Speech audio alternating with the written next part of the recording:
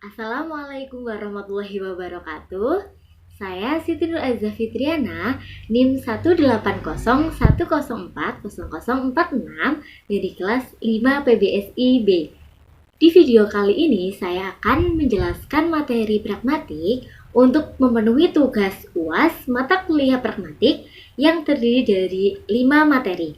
Materi yang pertama yaitu ada teori relevansi 1. Kemudian materi yang kedua yaitu ada teori relevansi 2. Kemudian yang ketiga ada pragmatik dan pikiran 1. Kemudian materi yang keempat yaitu ada pragmatik dan pikiran 2. Kemudian materi yang kelima yaitu ada bentuk-bentuk pragmatik yang terdiri dari lokusi, ilokusi, perlokusi, implikatur, peranggapan, deiksis, maksim kerjasama, dan maksim kesantunan.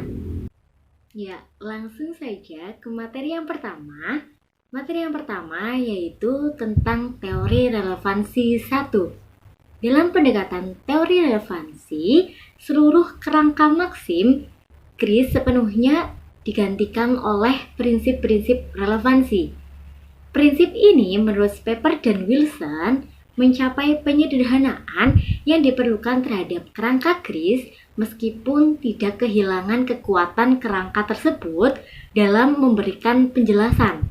Di samping itu, prinsip ini dikembangkan lebih penuh dibanding gagasan GRIS tentang relevansi. Ciri yang pertama yaitu yang perlu dicatat dalam prinsip relevansi Pepper dan Wilson adalah daya terapannya tidak hanya pada komunikasi, tetapi juga pada bidang kognisi pada umumnya. Kemudian ciri yang kedua yaitu prinsip relevansi Pepper dan Wilson, yakni perwujudan karakteristik ekonominya adalah konsekuensi langsung asal-usul kognitif prinsip ini. Dan ciri yang ketiga, prinsip relevansi Pepper dan Wilson adalah kapasitasnya baik dalam membentuk ujaran-ujaran yang sumbangkan oleh penutur terhadap komunitas maupun dalam mempengaruhi bagaimana pendengar ujaran. Oleh karena itu, dalam pemrosesan setiap ujaran pendengar harus bersikap serelevan mungkin dalam berbagai keadaan. Asumsi inilah yang kita sebut dalam prinsip relevansi.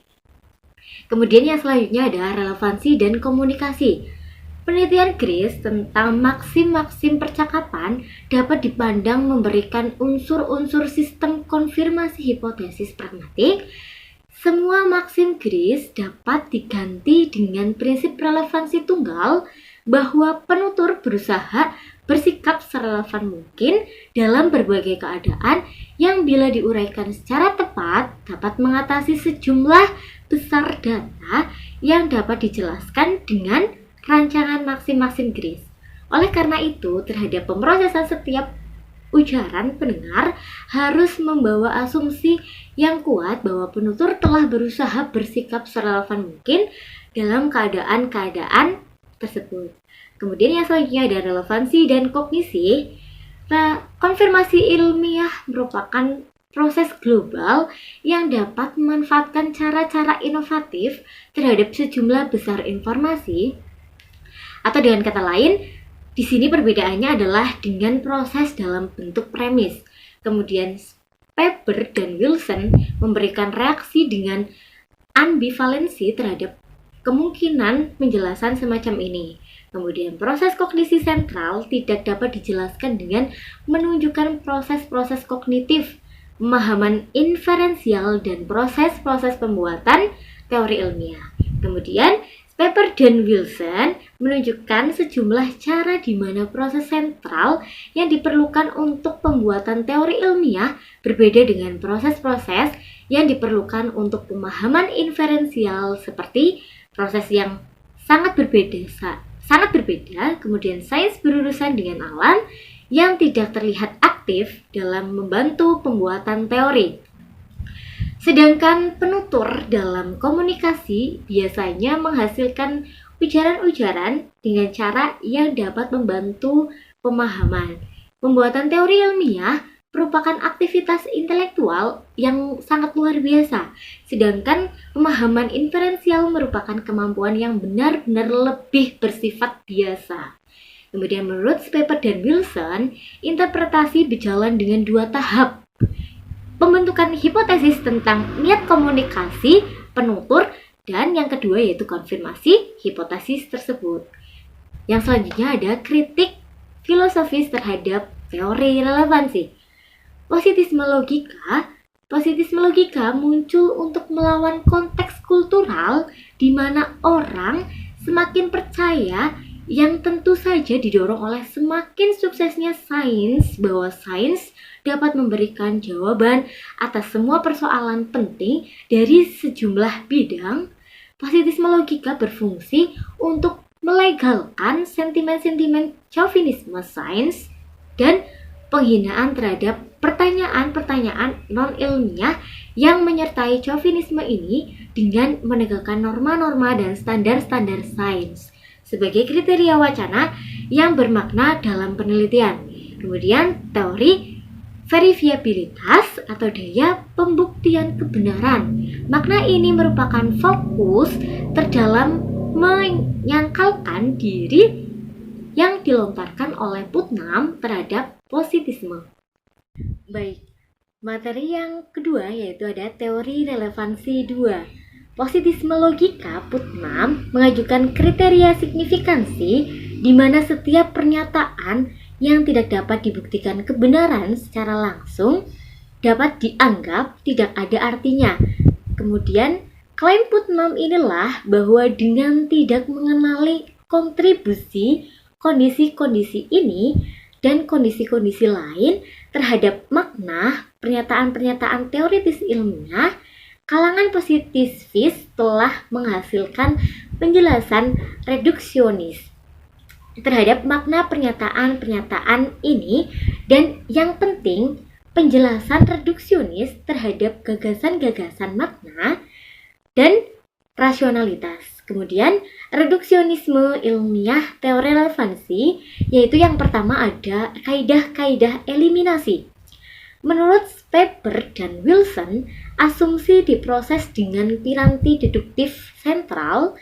Piranti ini mengakses entry-entry logika, konsep, dan menerapkan pada asumsi-asumsi ini kaidah eliminasi yang terkandung dalam entry-entry ini, yaitu yang fungsinya piranti ini pada hakikatnya adalah untuk menganalisis dan memanipulasi isi konseptual asumsi-asumsi, yakni fungsi yang dilakukan oleh kaidah-kaidah eliminasi yang melekat pada entry-entry logika bagi konsep-konsep.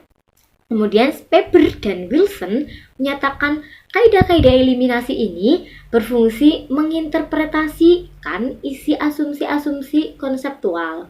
Kemudian contohnya, entry logika konsep itu mengandung kaidah eliminasi yang berfungsi dengan menggantikan orang tua perempuan untuk setiap kejadian konsep ini dalam sebuah asumsi. Kemudian yang kedua yaitu ada deduksi dan pemahaman.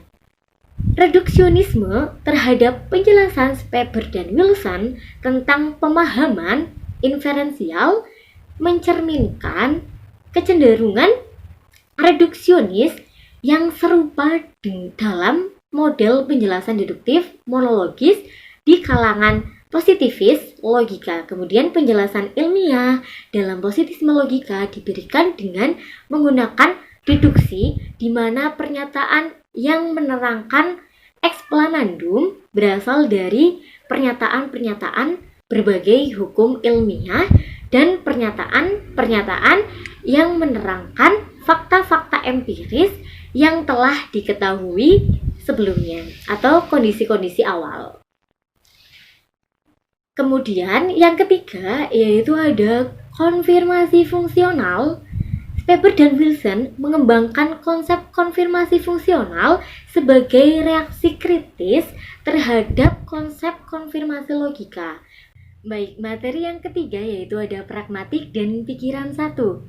Kebutuhan terhadap kajian pragmatik terhadap pikiran sejak manusia mulai berefleksi pertama kalinya dengan kesadaran dan pikiran mereka sendiri. Kemudian, gagasan pikiran telah menempati sesuatu dari proses refleksif dalam berbagai pertimbangan mereka yang mendalam. Karena di samping sebagai subjek refleksi, pikiran juga merupakan sumber atau asal-usul dari semua refleksi. Selanjutnya, adanya gagasan-gagasan bahasa merupakan refleksi atau cerminan isi pikiran, bukanlah hal yang baru. Para filsuf telah menganggap bahasa dapat digunakan untuk memahami berbagai pekerjaan pikiran, kemudian khususnya kapasitas untuk memperoleh, menyimpan, dan menanamkan pengetahuan. Bahasa alami hanya dapat memberikan cerminan yang tidak cermat terhadap pikiran-pikiran yang membentuk penalaran manusia untuk mengatasi ketidaksempurnaan yang selalu ada dalam bahasa alami. Contohnya, orang yang sedang memikirkan orang yang dibencinya, maka bahasa yang keluar yaitu bahasa yang penuh dengan ujaran kebencian. Kemudian yang selanjutnya yaitu ada modularitas tesis pikiran, yaitu asumsi yang dibahas dalam modularitas ini meliputi asumsi representasi, kemudian ada komputasi, dan yang terakhir ada organisasi. Representasi menghasilkan satu asumsi modul, yaitu hubungan bahasa dan pikiran dengan keadaan dunia eksternal dan adanya sifat-sifat sintaksis formal. Kemudian sistem komputasi menyatakan bahwa hubungan bahasa dan pikiran berupa pikiran melakukan komputasi yang didorong oleh sifat semantik formal dan ketidakpekaan atribut semantik. Ya, kemudian hubungan bahasa dan pikiran dalam organisasi, pikiran terdapat tiga asumsi modul. Yang pertama yaitu ada modul 1 atau LAD dan kapasitas mental atau memori. Kemudian yang kedua ada bidang khusus atau primer, komputasional atau otonom, dan informasi sejak lahir. Dan yang ketiga yaitu asumsi modul 3 atau sistem sentral, keyakinan dan pemecahan masalah. Kemudian yang selanjutnya ada teori modularitas. Teori modularitas tersebut dinyatakan dan dipertahankan oleh Kasar atau modul pragmatik menyebabkan pemrosesan sintaktik dan semantik yang akan menghasilkan daya literal. Kemudian rumusan kedua tentang sistem sentral Kasar menghubungkan dengan modul persepsi visual atau modul pikiran dan modul kognitif. Kasar juga menyatakan bahwa dalam hubungan pragmatik dan pikiran terdapat bidang pemisah berupa ekspresi indeks dan peranggapan. Kemudian yang selanjutnya yaitu ada representasi modularitas tesis atau representasi modularitas tesis pikiran. Representasi modularitas tesis pikiran yaitu teori pikiran yang sangat penting. Itulah yang dijelaskan bagaimana pikiran dapat berisi representasi keadaan yang berada di luarnya. Kemudian representasi itu sendiri merupakan salah satu pendekatan mengenai isi pikiran dan pragmatik. Kemudian representasi bersifat imajinal yang berupa struktur-struktur yang menyerupai bahasa. Dalam bahasa pikiran internal, contoh, representasi orang berbeda-beda terhadap bunga mawar. Ada orang yang menganggap bahwa bunga mawar itu indah karena warna bunga mawar memiliki wangi harum yang semerbak dan memiliki arti cinta. Akan tetapi ada orang yang menganggap bahwa bunga mawar itu tidak indah karena memiliki duri yang bisa menjadi luka bagi orang yang memetiknya. Orang menganggap untuk apa mempunyai kecantikan dan keindahan tetapi bisa menorehkan luka bagi orang lain. Kemudian yang selanjutnya yaitu ada komputasi modularitas tesis pikiran. Komputasi modularitas tesis pikiran, Hobbes mengajukan teori komputasional yang menganggap bahwa pikiran manusia adalah komputasi. Di dalamnya terdapat penambahan dan pengurangan, yang kemudian mencerminkan penalaran pikiran. Pada hakikatnya, Hobbes memahami hubungan bahasa dan pikiran secara pragmatik. Artinya, pikiran-pikiran manusia dapat dilihat dengan jelas dengan memperhatikan cara penggunaan bahasa.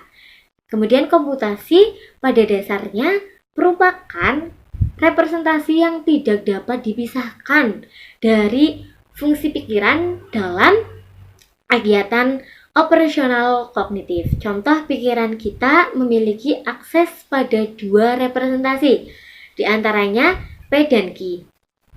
Dengan mengasumsikan sistem representasi berbasis bahasa, representasi P merupakan proposisi bahwa Yazid kesiangan, dan representasi Q adalah proposisi bahwa jika Yazid kesiangan, dia tidak akan berangkat ke Yogyakarta. Inferensi modus ponens dari representasi ini terhadap proposisi R, Yazid tidak akan berangkat ke Yogyakarta, adalah komputasi yang berjalan dari sifat-sifat formal P dan Q, dan khususnya dari identitas formal P terhadap antecedent Q. Kemudian yang selanjutnya ada organisasi modularitas tesis pikiran. Organisasi modularitas tesis pikiran yaitu bahwa hakikat pendekatan modul terhadap pikiran terletak dalam pengorganisasian struktur pikiran yang kompleks. Pada tataran pengorganisasian makro, pikiran dianggap terdiri atas sejumlah kemampuan yang berbeda. Namun, berkaitan bahkan pada tataran pengorganisasian, makna pikiran memiliki berbagai kapasitas mental lainnya, misalnya memori yang tidak menjadi landasan setiap kemampuan apapun yang berlainan.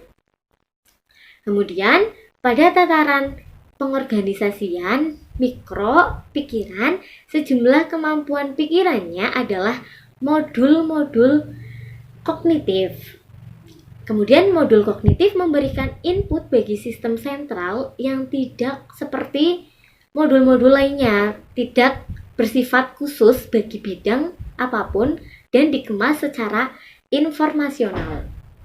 Sistem sentral ini merupakan fokus inferensi dan dengan demikian berkaitan dengan proses-proses terbentuknya keyakinan dan pemecahan persoalan. Misalnya, seorang anak mendapatkan permasalahan di sekolah dengan nilai ulangan yang jelek, maka anak tersebut akan berusaha untuk memperbaikinya dengan mencari letak kesalahan dan kekurangannya, lalu belajar ulang dan memahami materi tersebut sebagai solusi pemecahan masalah.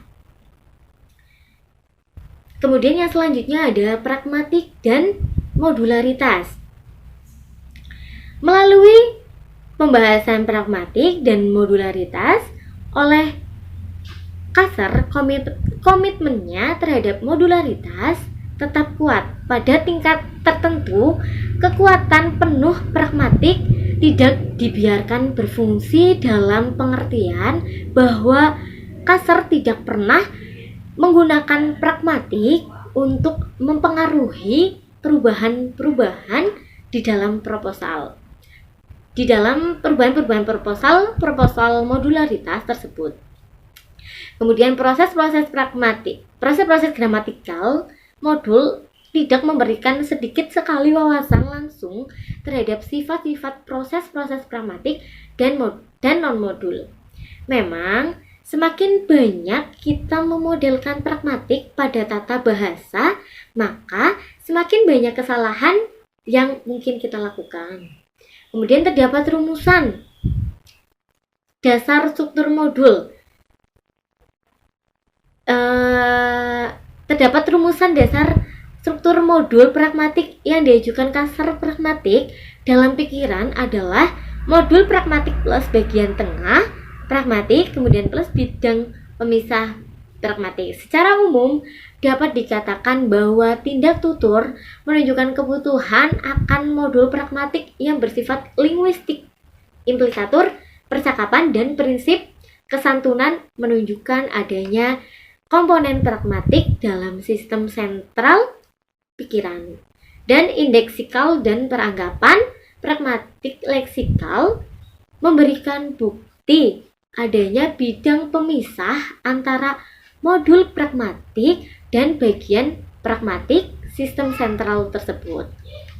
Misalkan, pengertian kata dalam bahasa Inggris butterfly tidak bisa diterjemahkan menjadi margarin, terbang, tetapi jadi kupu-kupu hanya dengan alasan arti sebenarnya yang berasal dari kata butter berarti margarin dan fly yang berarti terbang.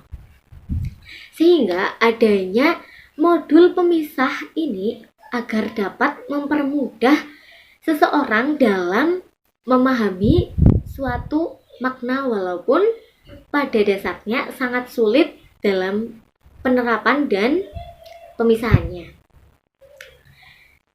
Kemudian yang selanjutnya ada modul pragmatik. Modul pragmatik yaitu kasar menggunakan kasus tindak tutur pada umumnya dan tidak tutur tak langsung pada kasusnya. Modul pragmatik menyebabkan pemrosesan sintaksis dan semantik ujaran yang dari pemrosesan ini kasar memperoleh daya literalnya. Modul pragmatik menentukan daya literal dengan menggunakan sifat-sifat sintaksis ujaran yang sedang dianalisis dan sifat-sifat semantis, unsur-unsur leksikal, ujaran, dan unsur-unsur lainnya. Baik, materi yang keempat yaitu ada pragmatik dan pikiran dua. Speber dan Wilson berasumsi bahwa ada hubungan yang diperlukan antara modularitas sistem linguistik dan kenyataan bahwa ia menggabungkan tata bahasa atau kode. Dengan demikian, pernyataan bahwa pragmatik merupakan modul pada hakikatnya sama dengan pernyataan bahwa ada kode pragmatik. Speber dan Wilson berpendapat bahwa kode tidak diperlukan atau tidak memadai untuk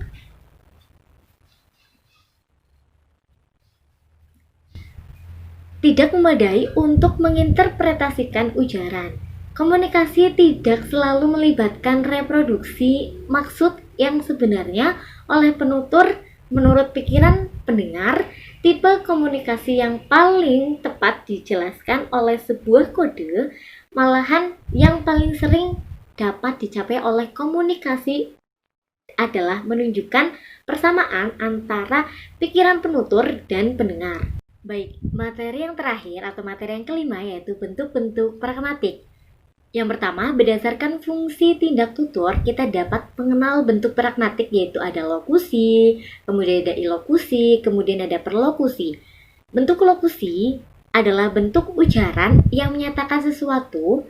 Bentuk ujaran ini disebut sebagai the act of saying something. Konsep lokusi memandang suatu kalimat atau ujaran sebagai suatu proposisi atau pernyataan yang terdiri atas subjek dan predikat. Kemudian yang kedua ada bentuk ilokusi, adalah suatu bentuk ujaran yang tidak hanya berfungsi untuk mengungkapkan atau menginformasikan sesuatu, namun juga dipergunakan untuk melakukan suatu atau suatu tindakan. Kemudian yang ketiga ada bentuk perlokusi. Bentuk perlokusi adalah suatu bentuk ujaran yang mengungkapkannya dimaksudkan untuk mempengaruhi lawan bicara. Kemudian yang kedua ada berdasarkan implikator. Bentuk pragmatik ada dua macam, yaitu implikator konvensional dan implikator percakapan. Istilah implikator dipakai untuk memperhitungkan apa yang dapat disarankan atau dimaksudkan oleh pembicara sebagai berbeda dari apa yang dimaksud secara harfiah. Kemudian implikator konvensional ialah implikator yang secara konvensional suatu ucapan atau ungkapan telah memberi konotasi atau menurut garis implikator konvensional ditentukan oleh arti konvensional kata-kata yang dipakai. Kemudian yang kedua ada implikator percakapan, yaitu implikasi pragmatis yang terdapat di dalam percakapan yang timbul sebagai akibat terjadinya pelanggaran prinsip percakapan. Kemudian yang ketiga yaitu ada berdasarkan rujukan atau referensi, terdapat bentuk pragmatik anafora dan katafora. Rujukan atau referensi ialah kata atau frase atau peranti bahasa yang menunjuk kepada kata atau frase atau ungkapan yang telah dinyatakan sebelumnya atau yang akan dinyatakan. Kata atau frase peranti bahasa untuk membuat rujuk silang dengan hal yang telah dinyatakan sebelumnya disebut anafora. Kemudian peranti bahasa untuk membuat rujuk silang dengan hal atau kata yang akan dinyatakan disebut katafora. Kemudian yang keempat ada berdasarkan prinsip kerjasama. Yang pertama ada maksim kuantitas.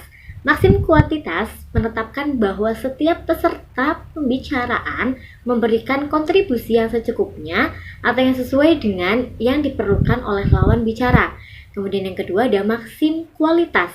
Maksim atau aturan kualitas penerapan bahwa setiap peserta pembicaraan harus mengatakan hal yang sebenarnya. Kontribusi peserta pembicaraan harus didasarkan pada bukti atau fakta yang memadai. Kemudian yang ketiga ada maksim relevansi atau hubungan. Maksim relevan menetapkan bahwa setiap peserta pembicaraan harus memberikan kontribusi yang relevan dengan masalah pembicaraan. Kemudian yang selanjutnya, yang kelima yaitu ada berdasarkan prinsip kesopanan.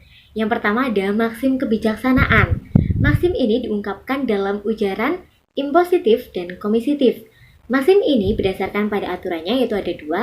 Yang pertama adalah buatlah kerugian orang lain sekecil mungkin, dan yang kedua ada buatlah keuntungan orang lain sebesar mungkin. Maksim kebijaksanaan ini menetapkan pembicaraan untuk membuat keuntungan bagi orang lain sebesar mungkin dan menetapkan lawan bicara untuk mendapatkan kerugian dirinya sebesar mungkin. Kemudian yang kedua ada maksim penerimaan atau kedermawanan. Maksim ini diungkapkan dalam ujaran impositif dan komisitif. Maksim ini berdasarkan aturannya yaitu ada dua. Yang pertama ada buatlah keuntungan diri sendiri sekecil mungkin, dan yang kedua ada buatlah kerugian diri sendiri sebesar mungkin. Kemudian yang ketiga ada maksim kemurahan atau pujian. Maksim ini diungkapkan dalam ujaran ekspresif dan asertif. Maksim ini berdasarkan pada aturannya yaitu ada dua. Yang pertama ada kencamlah orang lain sedikit mungkin, kemudian yang kedua ada pujilah orang lain sebanyak mungkin. Selanjutnya yaitu ada deixis. Sebuah kata dikatakan deixis apabila referen atau rujukannya berpindah-pindah atau berganti-ganti, tergantung pada siapa yang menjadi si pembicara atau tergantung pada saat dan tempat dituturkannya kata itu. Contohnya misalkan yang pertama yaitu ada saudara hakim yang terhormat, berdasarkan keputusan Bapak pada perkara ini, saya menyatakan naik banding. Kemudian contoh yang kedua, mulai hari ini Anda saya pecat, silakan ambil pesangon Anda dan jangan coba-coba lagi menampakkan batang hidung Anda di sini. Sekian yang dapat saya sampaikan. Mohon maaf apabila terdapat kekurangan dalam menyampaikan materi. Wabillahi taufiq wal hidayah. Wassalamualaikum warahmatullahi wabarakatuh.